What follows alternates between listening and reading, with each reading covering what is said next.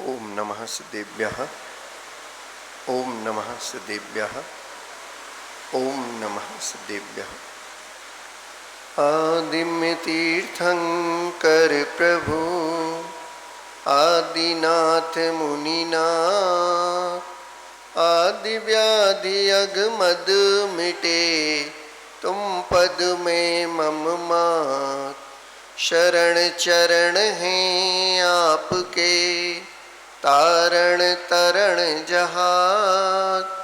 भवदधि तक ले चलो करुणा कर जिन राज। अनंतानंद सत्य परमेष्टि भगवान की, देवादिदेव श्री अजितनाथ भगवान की, संत श्रोमणी आचार्य भगवंत गुरुदेव विद्यासागर महामुनिराज की जय। ज्येष्ठ मुनिराज श्री ब्रह्म सागर मुनि महाराज की जय। तीन कमना कोटि महामुनि राजाओं की जय। मुनि श्री निश्वास सागर जी महाराज की, मुनि संघ की नमोस्तु भगवान। परसों शिक्षक दिवस था और आज जन्माष्टमी है। जब एक जन्म लेकर वह भव्य जीव इस धरातल पर अवतरित होता है और गुरु के साथ साथ हमारे जीवन में शिक्षक बनकर हमको सद्मार्ग दिखाता है, तो उसका शिक्षकपना, जन्म लेना और हमारे जीवन में गुरु का अवतरण हो जाना सार्थक हो जाता है जब वह इस भारत भूमि पर जन्म लेकर औरों को सद्मार्ग दिखाया करता है। अपने जन्म को भी वह सार्थक करता है, क्योंकि शिक्षक पहले स्वयं दूसरों को शिक्षा देने के पूर्व अपने जीवन में उन बातों को अवधारण करता है, तब जाकर दूसरों को बताता है और उनको भी सद्मार्ग पर चलने का उपदेश देता है। आज जिनका पूरा देश जन्माष्टमी के रूप में अवतरण दिवस मना रहा है, ऐसे वह श्री कृष्ण जी ने भी शिक्षक का कार्य किया था। वह शिक्षक बनकर गीता का ज्ञान दिया था। जब श्री कृष्ण जी शिक्षक बने और वंशीधर गुरु बने, बांटा गीता का ज्ञान, सार जीवन दर्शन का, धर्म कर्म निर्वाण, धर्म कर्म निर्वाण चक्र क्या मोह माया का, अजर अमर है जीव क्षरण होता काया का, पार्थ हुए चैतन्य खुल गए ज्ञान चक्षु तब, रणभूमि कुरुक्षेत्र में कृष्ण ने ज्ञान दिया जब। उन्होंने कर्म करने का उपदेश दिया अर्जुन को। कर्मण्यवाधी रस्ते, अपना कर्म आप करें, फल की चिंता आप मत करें, फल आपके हाथ में नहीं है। पुरुषार्थ करना, कर्म करना आपके हाथ में है। ऐसा ही वह पुरुषार्थ और उस पुरुषार्थ का कर्म फल जो प्राप्त हुआ, वो पूज्य मुनि ब्रह्म सागर जी महाराज के रूप में। उनके इस देह का पूर्व अवतरण दिवस जो आज आप मना रहे हैं, उनका 15/8/1978 को, उस दिन मंगलवार का दिन था, जब श्रावक श्रेष्ठी धन धान्य से समृद्ध श्रीमान अभय कुमार जी और धर्मनिष्ठ श्राविका मातुश्री किरणवाला देवी देवड़िया परिवार बुढ़ान नगर की उस पवित्र भूमि पर इस देह का अवतरण हुआ, जिनका नाम अमित भैया जी रखा गया था। और कब अमित भैया जी पूज्य गुरुदेव के चरणों में पहुँचे और अपनी उस देह का, जो संसार में तो आई पर संसार से बाहर निकलने का, संसार से अपने जीवन का और उत्थान करने का जो उन्होंने संकल्प किया, वैराग्य को धारण किया और पूज्य गुरुदेव के चरणों में 22 वर्ष की उम्र में वह पहुंच गए। और सन 2000 में जब अमरकंटक में पूज्य आचार्य भगवंत गुरुदेव विद्यासागर जी महामुनियाद विराजमान थे, उस समय उन्होंने वहाँ पर अपनी उस देह का सत्कार किया। जन्म तो सबका होता है, लेकिन उस जन्म का सार्थकपना हर व्यक्ति कर पाए ये कोई नियम नहीं होता है, क्योंकि कहा गया कि मनुष्य पर्याय की सार्थकता तो केवल मुनि महाराज मुनि व्रत को धारण करने में ही है। और उस पंक्ति को आपने अक्षरशः अपने जीवन में स्थान देते हुए पूज्य गुरुदेव के चरणों में सन 2000 में आजीवन व्रत को स्वीकार किया। और वह तिथि थी श्रुत पंचमी का पावन दिवस 6/6/2000। और उसके पश्चात पूज्य गुरुदेव का आशीर्वाद आपको मिला, आज्ञा मिली, और 3-4 वर्ष के अंतराल में सन 2000 में वहाँ से व्रत की लेकर जो यात्रा प्रारंभ हुई, और 2004 जबलपुर तिलवारा में नेमिनाथ भगवान के जन्म तप के पावन दिवस पर आपको जैनेश्वरी दीक्षा पूज्य गुरुदेव के करकमलों के द्वारा प्राप्त हुई। तब से वह यात्रा अनवरत चल रही, और आज लगभग 18-19 वर्ष आपको इस मुनि पद को धारण करते हुए, सबको सन्मार्ग दिखाते हुए अनवरत आप अपने लक्ष्य की ओर बढ़ रहे हैं। आप शिक्षक भी हैं और हमारे सत्प्रणेता, सद्मार्ग दिखाने वाले सद्गुरु भी हैं। आज 2 महान विभूति का जन्म आज के पावन दिवस पर हुआ था। रोहिणी नक्षत्र था, और रोहिणी नक्षत्र में जन्म लेने वाले बालक हमेशा सकारात्मक हुआ करते हैं। कुछ व्यक्तित्व ऐसे हुए करते हैं जो हमारे लिए आकर्षित करते हैं।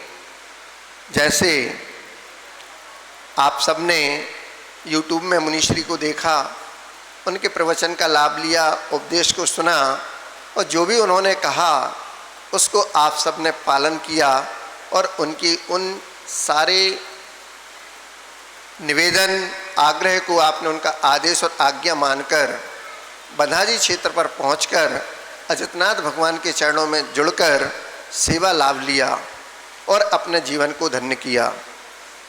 ये महत्वाकांक्षी भी हैं और इन्हें सुख प्राप्त करने की इच्छा भी है, इसलिए वो सांसारिक सुख को छोड़कर आत्मिक सुख को प्राप्त करने के लिए उन्होंने इस महाव्रत को अंगीकार किया।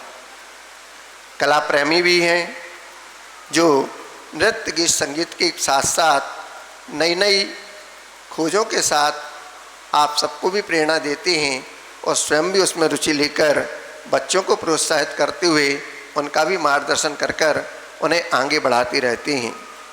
सत्य महाव्रती तो हैं, उनकी स्थिर बुद्धि भी है, और धनवान का उनका एक बहुत बड़ा सपना था कि मैं बहुत बड़ा धनवान बनूं। तो महाव्रत को अंगीकार करके आप वैसे भी सबसे बड़े धनी हो चुके हैं, और अजितनाथ भगवान की कृपा जब से आपके ऊपर बरसी रही है, तो ये सारा चरणों में वैभव पूज्य गुरुदेव के आशीर्वाद से आपके लिए ही अजितनाथ भगवान के चरणों में बरस रहा है। ये आपकी कृपा है। आप धनवान हैं, और धनवान के साथ साथ महापुण्यवान और पुण्यशाली हैं, क्योंकि रोहिणी नक्षत्र में जन्म लेने वाला जो भी भव्य पुरुष हुआ करता है, वह जो स्वामी का राशि होती है उसकी, उस राशि का स्वामी चंद्रमा हुआ करता है, और जो सबको शीतलता प्रदान करता है। और संस्कृति में कहावत है कि चंद्रमा को मन का कारक कहा गया है, जो मन को हरण करने वाला होता है। जिसने आपको अभी तक YouTube में देखा, वो तो वैसे ही आपके मन के द्वारा हरा गया, और जब साक्षात आपके दर्शन करता है, आपके पादमूल में आता है, फिर यहाँ से उसका जाने का मन नहीं होता, वो मुरली मनोहर वंशी बजाकर गायों को आकर्षित करते थे, गोपिकाओं को आकर्षित करते थे। आप अपने सदुपदेश के द्वारा, आगम की वाणी के द्वारा प्रत्येक जन को अपने उपदेश के माध्यम से आकर्षित करते हैं। आपको वाणी के जादूगर, प्रखर वक्ता क्या कहें, शब्द बहुत बौने होते हैं, आप उनसे बहुत ऊपर हैं, शब्दातीत हैं। सफलता का परचम भी आपके द्वारा जिन धर्म का लहराया जा रहा, जहाँ जहाँ तक लोग नहीं पहुँच पाते वहाँ आपकी वाणी पहुँच रही है।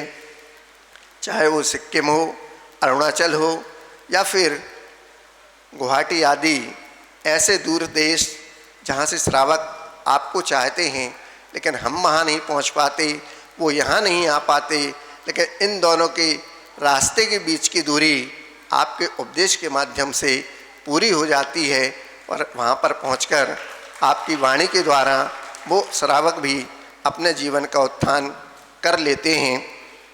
आगे कितना कहें, शब्द बौने हैं, आपकी प्रशंसा नहीं कर रहा हूँ, जो सत्य है उस सत्य का उद्घाटन कर रहा हूँ। क्योंकि ज़िंदगी में रोशनी जैसे व्यक्ति के लिए आवश्यक है, ऐसे ही हम सब के लिए आपके द्वारा दिया गया उपदेश रोशनी का काम करता है, संसार के अंधेरों से बचाने का कार्य करता है। व्यक्ति के जीवन में संतोष का भाव रखना चाहिए, ये आप बहुत पूर्व से कहते आ रहे हैं। आपका ही यह संदेश है कि ज़्यादा लालच करने पर व्यक्ति अपना सुख चैन सब खो देता है, इसलिए ज़्यादा लालच ना करें। आवश्यकता से अधिक अगर आपके पास धन संपदा है तो वह प्रभु चरणों में अर्पित करें, ताकि आगे चलकर आपका जीवन भी सुखमय बने और आपके भवों भवों की भी वह फिक्स डिपॉजिट एफडी बनती है, शादी से पुण्य का जो बंद होता है वह आपके आगे भवों के लिए कार्यकारी हुआ करता है।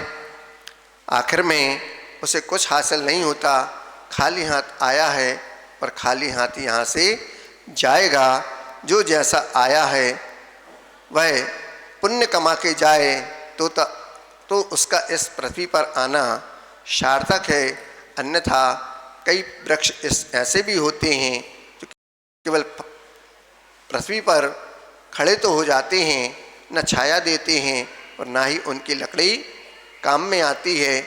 ऐसे ही घास के तिनके के समान उनका जीवन व्यर्थ चला जाता है।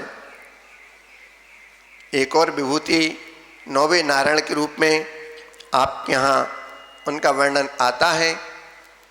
वो अभी भगवान तो नहीं, लेकिन आगे आने वाले 24 में 16वें तीर्थंकर के रूप में वह आएंगे। उस समय वह दूसरी जगह अभी अपने उस कार्य को कर रहे हैं, नीचे के व्यवस्थाओं को संभाल रहे हैं। ऐसे नौवे नारायण के रूप में 63 लाख पुरुषों में वो आते हैं। आज उनका भी अवतरण दिवस है। नेमिनाथ भगवान के चचेरे भाई थे, नारायण, पृथ्वीनारायण, बलभद्र आदि ये सलाका पुरुष होते हैं। इनमें बलदेव तो मोक्षगामी होते हैं, बाद में नारायण, पृथ्वीनारायण उस भाव से तो मोक्ष नहीं जाते। पूर्व काल में जो उन्होंने कार्य किए उसका फल भोगते हुए बाद में निकट भव्य तो होते हैं, लेकिन बाद में ये मोक्ष को प्राप्त करते हैं, मोक्षगामी जीव होते हैं। आगम के अनुसार श्री कृष्ण जी हमारे यहाँ भावी तीर्थंकर हैं और ये 24 में 16वें तीर्थंकर होंगे। उन सब की हम पूजन अर्चना करेंगे। जब वह तीर्थकर्त को प्राप्त होंगे उस समय उनके आदर्श की, उनके पुराण पुरुषों की, उनकी प्रेरणाओं की, उनके किए गए कार्यों से हमें प्रेरणा लेने की ज़रूरत है। उनके गुणों की चर्चा हम करते हैं, उनके कौशल पराक्रम की चर्चा हम करते हैं, उनके आदर्शों से हम अपने जीवन को बहुत अच्छा उन्नत बनाते हैं, उनकी प्रेरणा लेते हैं और अपने जीवन को अच्छा बनाते हुए उन महापुरुषों से यही संदेश हम प्राप्त करते हैं। संसार में शक्ल और सूरत किसी व्यक्ति को आकर्षित तो कर सकती है, लेकिन उसे रोक नहीं सकती। व्यक्ति को रोकने के लिए उसका मन की सुंदरता बहुत ज़रूरी हुआ करती है। और अच्छी सुंदरता अच्छे विचारों में आती है, और जिस विचारों में और जिस व्यक्ति की सुंदरता में, खूबसूरती में अच्छे विचार नहीं होते, उस व्यक्ति को व्यर्थ ही माना जाता है और उसका जन्म व्यर्थ हो जाता है।